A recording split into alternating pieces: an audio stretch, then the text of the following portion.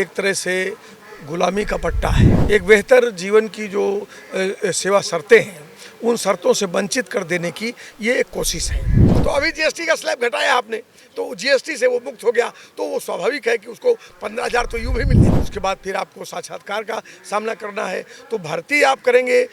एक अस्थायी कर्मचारी के रूप, और उसको भर्ती करेंगे 1 साल। उत्तर प्रदेश में जैसा कि देखने को मिल रहा है, जो संविदा और आउटसोर्सिंग के कर्मचारी हैं, उनके लिए सरकार की तरफ से लगातार दावे और वादे तो किए जाते हैं। ये भी कहा जाता है कि आउटसोर्स सेवा निगम का गठन किया जा रहा है, लेकिन क्या उससे कर्मचारी खुश हैं, ये सबसे बड़ा सवाल खड़ा होता है। जैसा कि देखने को मिल रहा है कि उत्तर प्रदेश में लंबे समय से संविदा और आउटसोर्सिंग के कर्मचारी काफी ज्यादा परेशानी, इन्हीं के साथ स्कीम वर्कर्स भी आते हैं। फिलहाल आज हमारे साथ बातचीत करने के लिए प्रदेश अध्यक्ष विजय विद्रोही जी, इनसे बातचीत करेंगे और जानेंगे कि आखिर इनका क्या कुछ मानना है, आगे के लिए क्या कुछ तैयारियां की जा रही हैं। विजय विद्रोही जी, जैसा कि लगातार संविदा और आउटसोर्सिंग के कर्मचारियों की जो समस्याएं हैं वो बनी हुई है, लगातार आपके द्वारा भी प्रयास किया जा रहा है कि समस्याओं का हल हो, तो क्या कुछ मानना है? ये जो आउटसोर्स सेवा निगम का गठन हो रहा है, इसको लेकर सरकार बहुत बढ़ चढ़कर बोलती हुई नजर आई, लेकिन कर्मचारियों ने तो इसे अपनाने से ही नकार दिया है। देखिए, जो आउटसोर्स सेवा निगम है, ये एक तरह से गुलामी का पट्टा है, और नौजवानों के सामने जो पढ़ लिख करके आ रहे हैं, उनको बहुत सस्ते में नियोजित करके और उनकी एक बेहतर जीवन की जो सेवा शर्तें हैं, उन शर्तों से वंचित कर देने की ये एक कोशिश है।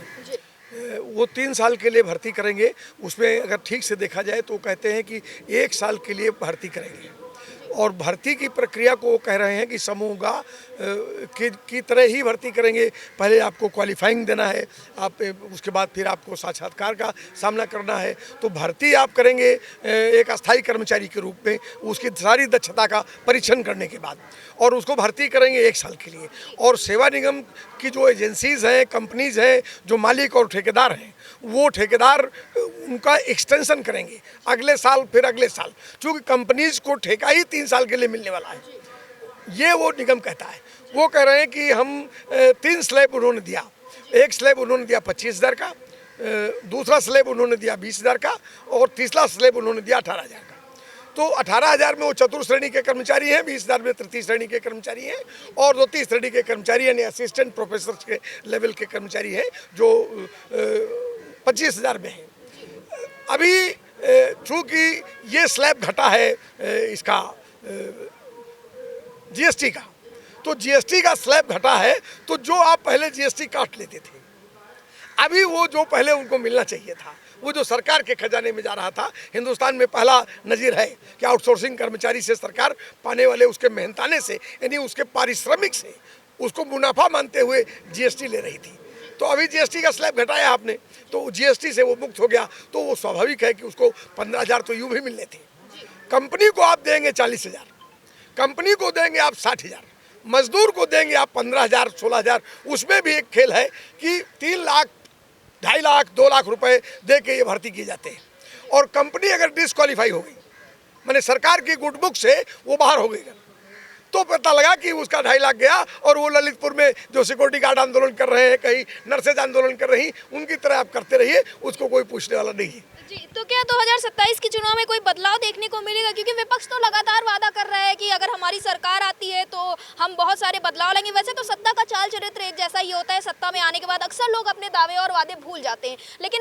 जहां विपक्ष की तरफ से तमाम वादे किए जा रहे हैं, वही सत्ता पक्ष की तरफ से भी कुछ खास देखने को नहीं मिल रहा है। देखिए, सत्ता पक्ष तो मुतमईन है, वो उत्तर प्रदेश में के चुनाव को लेकर के उनके पास अपना एक एजेंडा है, और वो एजेंडा पहले संभल में था। पहले राम मंदिर सेट किया उन्होंने, राम मंदिर के बाद वो संभल पहुंच गए, वहाँ मस्जिद के नीचे मंदिर खोजने लगे। अभी वो बरेली में वो कत्लेआम का पूरा दौर चल रहा है, तो वो हिंदू मुस्लिम कम्युनलाइजेशन कर रहे हैं। पूरे तराई के इलाके में उन्होंने 1,500 मदरसे बंद कर दिए हैं, मस्जिदें, खानकाहें, उनको उजाड़ रहे हैं। तो वो एक तरह से उत्तर प्रदेश के अंदर वो अपना जो हिंदू मुस्लिम एजेंडा है, उसी एजेंडे के आसपास वो गोलबंदी कर रहे हैं, और उनको यकीन है कि हम इतना इस सवाल को गहरा ले गए हैं कि अब विभाजन करके हम चुनाव जीत जाएंगे, इसलिए कर्मचारी की बात सुननी नहीं है, नौजवान की बात सुननी नहीं है, स्कीम वर्कर की बात सुननी नहीं है,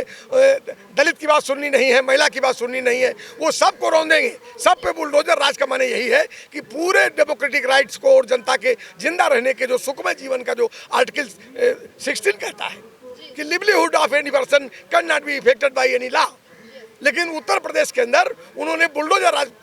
अभी आप देखिए कि सुप्रीम कोर्ट ने भी पिछले हफ्ते 3 बार कहा कि बुलडोजर कोई राज्य का प्रतिनिधि नहीं है, राज्य का प्रतिनिधि कानून है। तो एक तो ये है कि वो अपने उस कम्युनल एजेंडे की तरफ बढ़ रहे हैं, उसमें कर्मचारी, महिला, नौजवान, अल्पसंख्यक, मेहनत किसान ये है नहीं। तो एक तो वो उनका कहना है। विपक्ष का जहाँ तक सवाल है कि वो हमारी कितनी बात सुनेगा नहीं, तो एक बात जान लीजिए कि आज विपक्ष की जो प्रमुख ताकत है वो प्रमुख ताकत ट्रेड यूनियन महासंघ और कर्मचारी है। पूरे आंदोलन को अगर आप देखिए तो सरकार के खिलाफ जो पूरी लड़ाई पिछले 10 साल में खड़ी हुई है और अभी 9 जुलाई को जो लड़ाई खड़ी हुई है, इसमें मजबूरी में सारी राजनीतिक पार्टियों को सड़क पर मजदूर आंदोलन के साथ पहली बार इतिहास में, भारतीय इतिहास में उतर के आना पड़ा है। और अगर आप देखें कि एक राजनीतिक पार्टी ने हमारे बंद का समर्थन किया तो बिहार के अंदर राहुल गांधी को खुद जाकर के उस बंद के समर्थन में, उस मार्च में हिस्सा लेना पड़ा। ये एक ऐतिहासिक परिघटना है। तो ये पूरा देश एक ऐसे दौर से गुजर रहा है कि अब मजदूरों को हाशिए पे ढकेल करके और कोई राजनीतिक दल सर्वाइव नहीं कर सकता है, विपक्ष की कोई तंजीम आगे नहीं बढ़ सकती है। तो ये एक बाध्यता है कि अब की बार जो भी सरकार पलटेंगे, इनको मजदूर पलटेंगे, कर्मचारी पलटेंगे, पीड़ित लोग पलटेंगे, और जब पलटेंगे तो जो सत्ता आएगी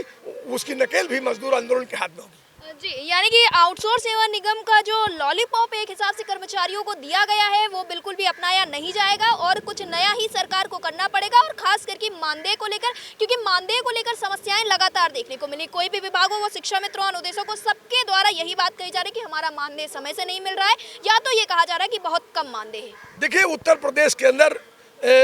वो अब पूरे देश में मोदी गवर्नमेंट कहती है कि भाई हम 5 ट्रिलियन इकानमी है, तो 5 ट्रिलियन इकानमी वाले देश के अंदर जो उनका सबसे बड़ा प्रदेश है और रूल्ड बाय बीजेपी है, उस प्रदेश के अंदर आशा वर्कर्स का 2000 आप नहीं दे रहे हैं, मिड डे मील वर्कर्स का 6 महीने से 2000 बकाया है। बढ़ोतरी बात छोड़ दीजिए आप, ये आउटसोर्सिंग का जिनका निगम बना रहे हैं, ये मार्च 1 को इन्होंने ऐलान किया था और 1 मार्च के ऐलान के बाद अभी तक आप समझिए 6 महीने, 8 महीने, 10 महीने से पूरे प्रदेश के अंदर 4 लाख लोगों के